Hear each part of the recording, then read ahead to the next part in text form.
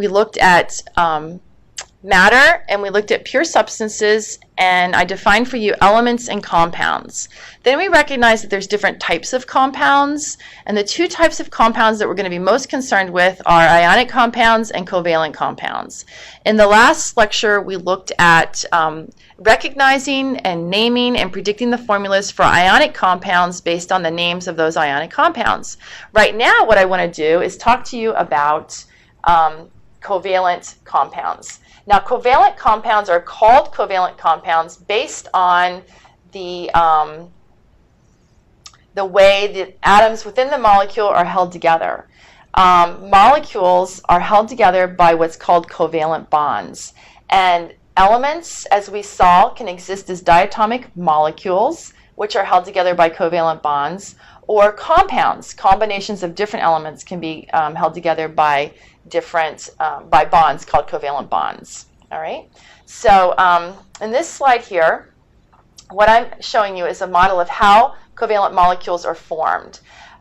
Whereas in the ionic compounds, the individual ions were just held together by very strong electrostatic attractions between the positive charges of the cation and the negative charges of the anion. The covalent molecules are actually sharing valence electrons. That's where that word covalent comes from. So this is just a model of two hydrogen atoms coming together to form a diatomic molecule, the diatomic element H2.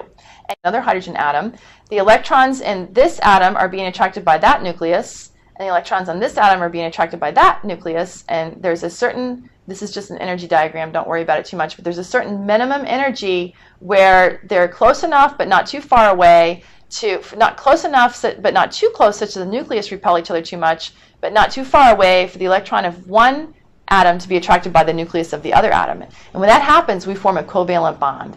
And covalent compounds are also referred to as molecules. They're discrete collections of atoms that are held together by covalent attractions. Okay, so covalent molecules are typically formed between nonmetals and nonmetals. I need to point this out to you because when we're naming compounds, we use different systems of nomenclature depending on whether or not it's an ionic compound or a covalent compound. The ionic compound is the metal name, then the anion name with the IDE suffix, or the polyatomic anion. In covalent molecules, it's similar in that we have, in this particular examples, we have the different atoms that are held together by the covalent bonds are named differently. And they're typically, we identify them as collections between nonmetals and other nonmetals. Well, I've already talked to you about the 7 common diatomic elements. They are covalent compounds, and you need to memorize them. Hydrogen, nitrogen, oxygen, fluorine, bromine, chlorine, and iodine.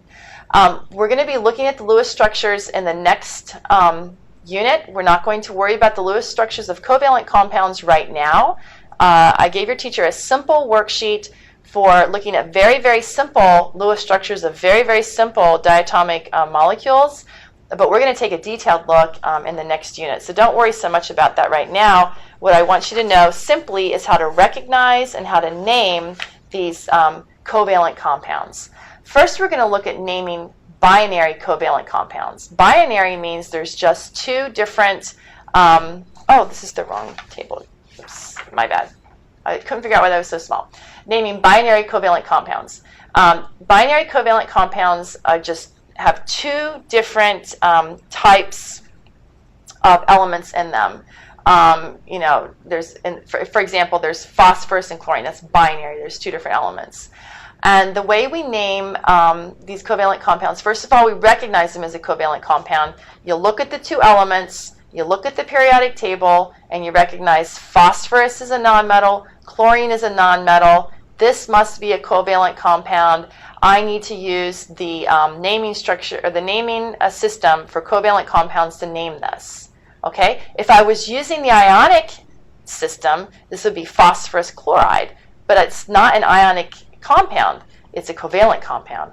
Covalent compounds, we never know the number of the different types of atoms in the compound, so we have to use prefixes. We don't use prefixes for ionic compounds. We know how many elements are going to be in there based on the charge. So in this case, this particular element, first of all, or excuse me, compound, I recognize it as a covalent nonmetal. I name it. The first element is always just going to get the elemental name phosphorus.